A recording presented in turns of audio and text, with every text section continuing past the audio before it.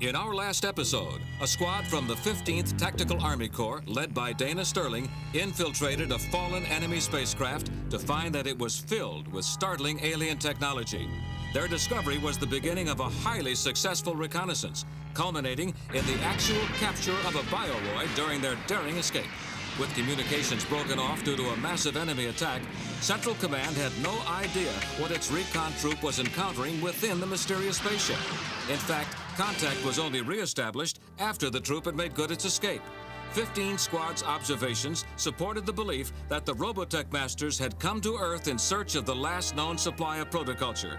They came because of the Zentradi failure to accomplish this mission 15 years earlier. Earth headquarters decided that reconnaissance flights should be maintained around the alien ship at all times. Recon ship, maintain present altitude and set your video cameras to auto-record. Over. Roger, base. This is Recon Ship 14. Do you read me? Over. This is headquarters. I read you loud and clear. We're over the enemy vessel now. It's real quiet. Roger. Maintain your reconnaissance. 14, out. Without the technology to develop protoculture on their own, the Robotech Masters are desperately trying to recover the last known production matrix. Their initial attempts are taken as serious threats by the Army of the United Earth Forces. Hey, Sergeant, did you hear anything about that alien who was captured a few days ago? As a matter of fact, I did. He appears to be human like us. What do you mean appears to be human? Don't they know for sure? You can't always tell from the way someone looks. Remember the Zentradi? They look like my next-door neighbor.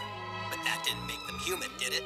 We better keep a close watch here. Okay, but how are we supposed to identify the enemy if they look just like us? If they come out of that ship, believe me, they're aliens. Back at Earth Defense Headquarters, Dana Sterling tries to reconcile the conflict she's beginning to feel as a result of her mixed heritage. As the child of an alien mother and a human father, her encounter with the inhabitants of the alien ship was profoundly disturbing. How can I shoot at people who might very well be my own relatives? Lieutenant, I don't mean to interrupt. Target practice, huh? Too bad there's no aliens around to aim at. Oh, brother, you're unbelievable. I suppose you think we should shoot every alien on sight, huh? Would that make you happy? Well, we'd be a lot safer, ma'am. And I don't think anybody on their side's going to hesitate to fire at us. I've been sent here with an urgent message for Lieutenant Dana Sterling. Yes? General Emerson wants to see you and Corporal Nichols right away. My instructions are to bring you to him immediately. We'll be there at once. Wait for us outside, Private. If you're tied up, who'll command the patrol? I guess since you're the ranking subordinate, you take charge, Angelo. I'm ready, ma'am. Okay, move out. All we do around here is patrol. A guy can't relax for 10 minutes in this outfit. Let's go, Bowie. Yeah, all right. I wonder if I'll ever get to see that alien girl from the ship again. The girl who captured Bowie's interest is Musica, the guardian of the powerful cosmic harp. Through her manipulation of the electronic beams of the harp, she creates a sound which controls the motor nerve reflexes of the clones on board the Robotech flagship. Musica is assisted in her duties by her two clone sisters, Allegra and Octavia. That's lovely. Do go on, will you? As the haunting melody of the cosmic harp fills the damaged ship, strategy is plotted within the chambers of the Robotech Masters. They find themselves in a desperate situation. The secrets of protoculture production have been lost with the passing of Zor, who first created it. All attempts to rediscover those secrets through the cloning of Zor have ended in failure. Now, the Robotech elders are forced into confrontation as a final alternative. They must try to recapture the last remaining protoculture matrix hidden on Earth before their civilization literally collapses around them. I expect a full report on damage to our ship and an update on the Micronian position. Most of the damage is isolated to the reflex power modules, and the Micronians will probably attack again. We should escalate our combat profile. How could the situation have come to this point? It was never our intention to destroy the Micronians or harm their planet. The Micronians feel threatened by our presence here. They must realize that our clones are not here to harm them or to change their civilization in any way. The true threat to both our races is the parasitic Invid, who will come in search of the protoculture themselves. We must complete our mission before the Invid arrive. The Micronians are dangerous and must be destroyed if they continue to obstruct us.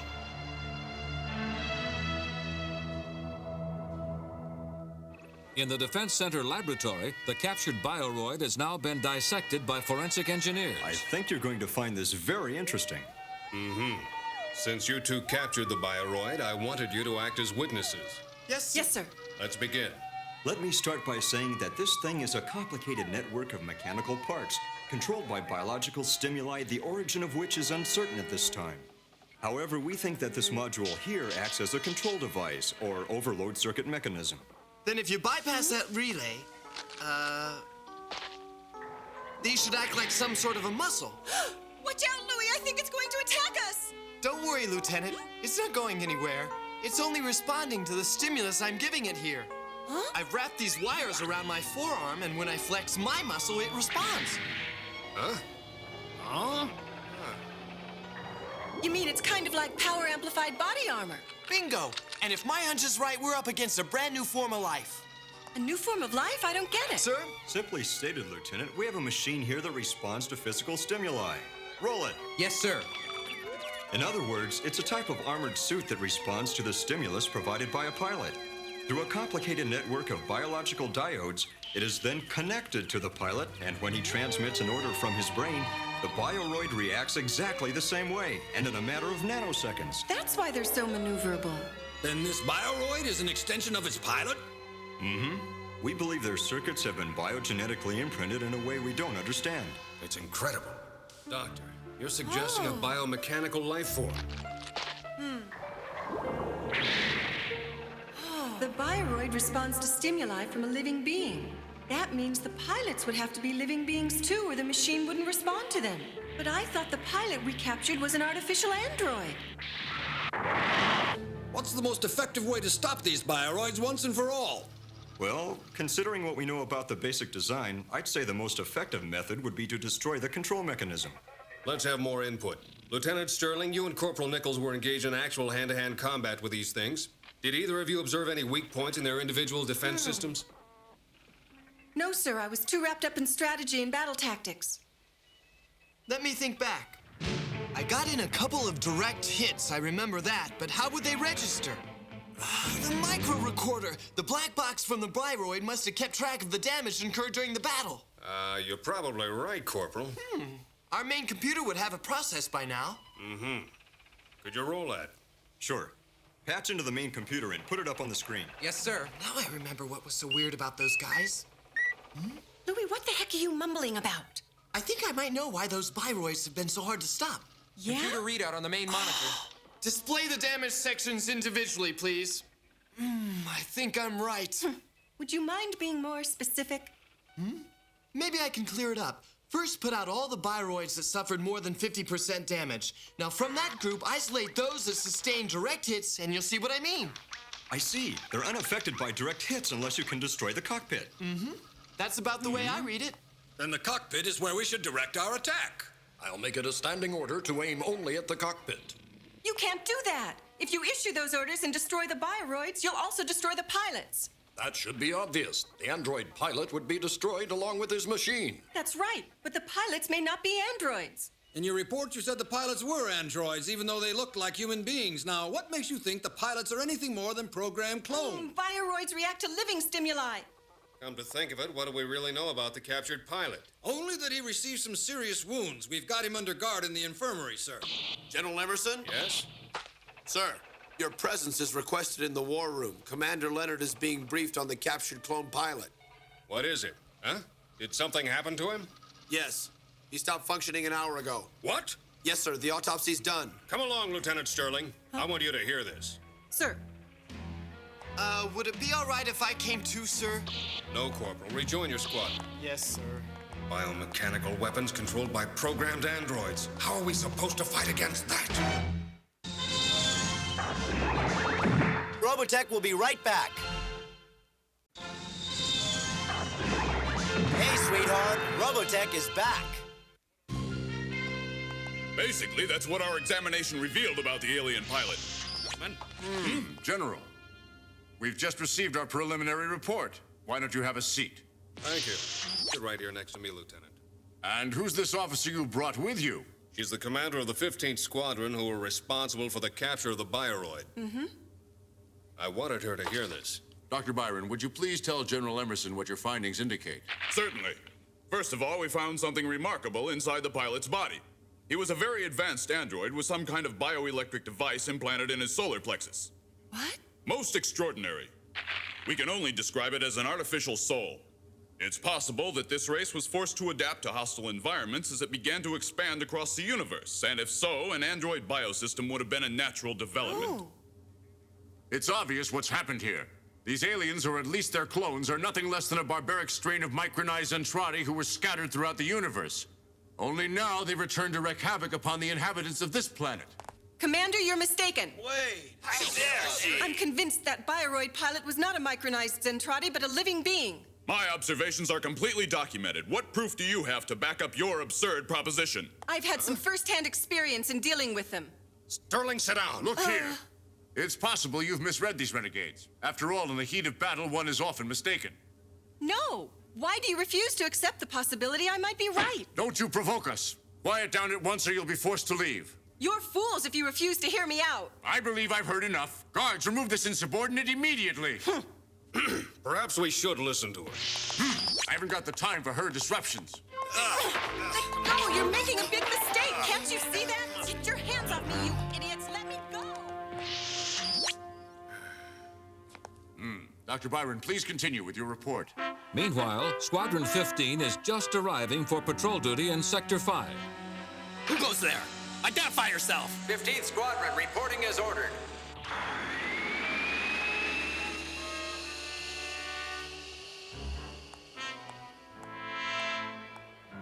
Sergeant Dante reporting. Is our perimeter going to be the same as this morning's patrol? Yes, Sergeant. Everything appears to be quiet here, but you never know about these aliens. Sometimes they swoop down out of nowhere and just start blasting. Well, Lieutenant, we'll be sure to keep our eyes open. It looks like I'll be leading the patrol today. Yes, I heard. We were notified Lieutenant Sterling was called away to a meeting. 14th Squad, secure your hover tanks. Thanks a lot. See you, Sergeant. So long. Good luck, Lieutenant. Everyone stand by. We're moving out. Yes, sir. Everything's ready to go. What? Isn't that Lieutenant Sterling's tank? Yep, that's her. Hold up there! Welcome back, Lieutenant. What happened to the meeting? The officers on the general staff are nothing but a bunch of idiots. They insist that the Bioroid pilots are cloned from mutants and Trotty. Lieutenant, we discovered the relay switch we thought was a control device is actually some kind of sonic frequency receiver. A what? The Bioroid is probably controlled by a mixture of telepathic suggestion and signals from artificial sensors. You mean they're not controlled by the pilots at all? Well, I'm sure they can be, but not like we thought. It looks like some kind of higher intelligence may be at work by remote control.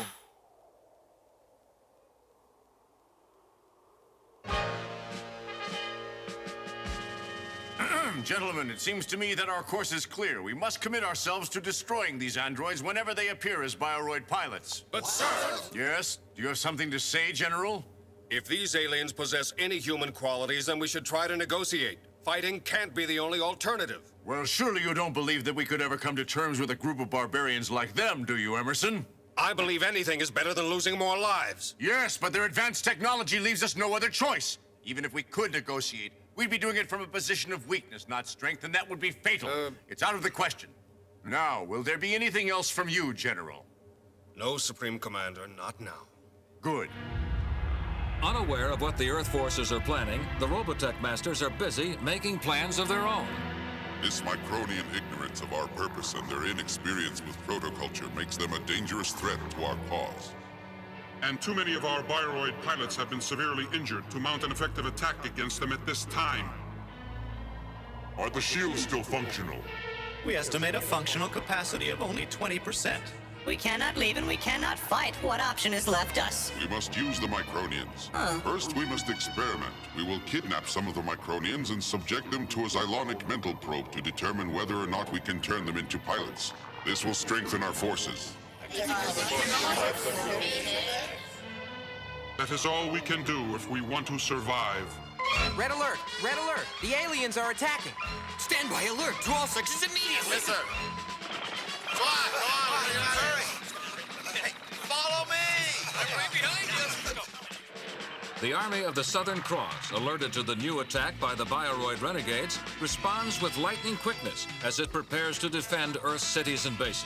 The giant war machine focuses its full power on the approaching alien armada. As the vessels fill the sky, the atmosphere crackles with the excitement of impending battle. Let them have it!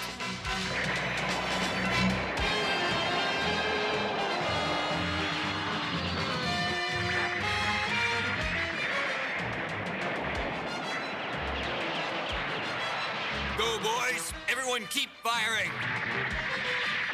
Lieutenant, what's our status? There are too many of them to hold off, sir. I've already notified Command Central. Anyway, I told them. Huh? What's going on? I hate to tell you, but it looks like a full-scale enemy attack. Everyone into their fighters now! Move it! Let's go. If you have any alternative, don't shoot directly at their cockpits. We might be able to capture one.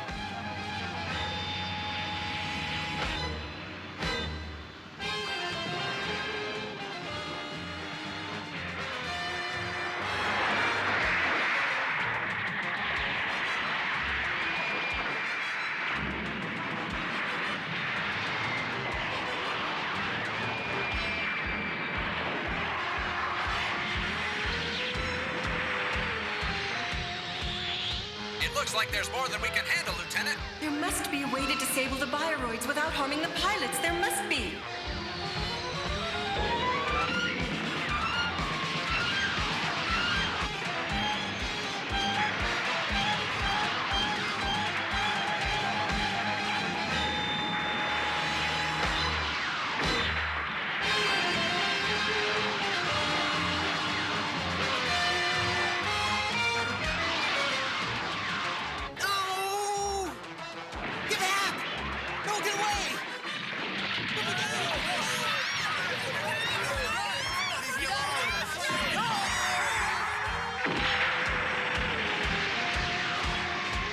Heads up, folks. Here they come.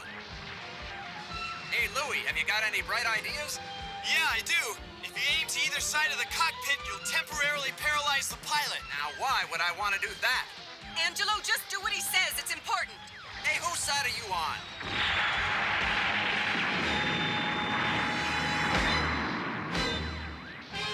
Angelo, listen to me. I want you to shoot down their hovercraft first. Just what are you up to, Lieutenant? Shoot at their legs and put them out of commission.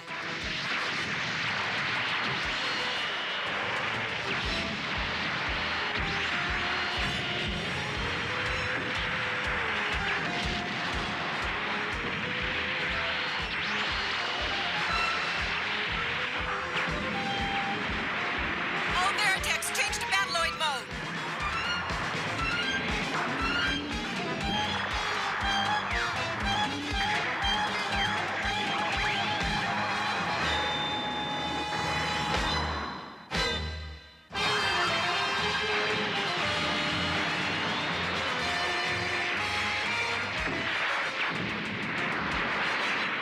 Remember, aim at the legs, not at the cockpits. If we only hit the legs, they can still blast us. We've got to take a chance and aim at an area somewhere near those cockpits, Lieutenant. Just stop the Bioroids, but don't hurt the pilots. I thought the pilots were androids. Yeah, so did I. What's going on? They're living beings, I know it.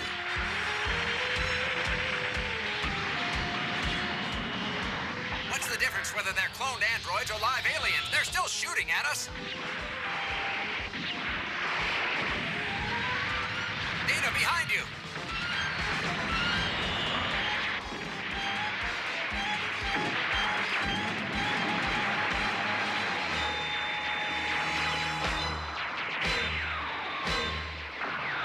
They're retreating. But they're taking civilian hostages. You're a goner now, buddy. Angelo, stop! I got you, Lieutenant. Hang on.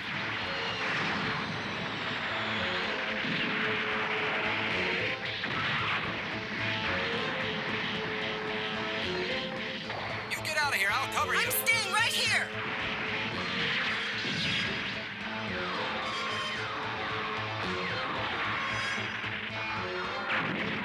Hey, they're getting away. Come on, after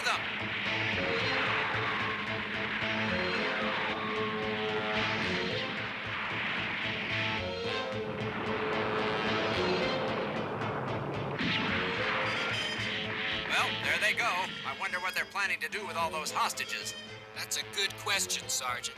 Yeah, a real good question. Negotiating couldn't have been worse than this. Don't make assumptions. Who's to say if we had tried to sit down and reason with them, the results would have been any different? We may have prevented a worse disaster. Well, what's the final figure? Over 200 citizens have been kidnapped, sir. I see. In the official report, list them as casualties of the battle. Yes, sir. I don't know what they're up to, but whatever it is, it won't work. Not as long as I have a single man left to fight against them. Once again, the Earth is deeply involved in an interstellar conflict which has overwhelmed its military capabilities and has reached out to affect helpless civilians. It is a war which will challenge the very core of the society which has rebuilt itself from the ashes of devastation. In our next episode, the Robotech Masters subject human prisoners to a series of mental probes to determine the extent of their knowledge of protoculture. Their concern is twofold. Without protoculture, their civilization will crumble, and eventually their arch-enemies, the Invid, will sense the presence of protoculture on Earth and come looking for it. Be sure to be watching next time for Stardust, the latest chapter in the Odyssey of Robotech.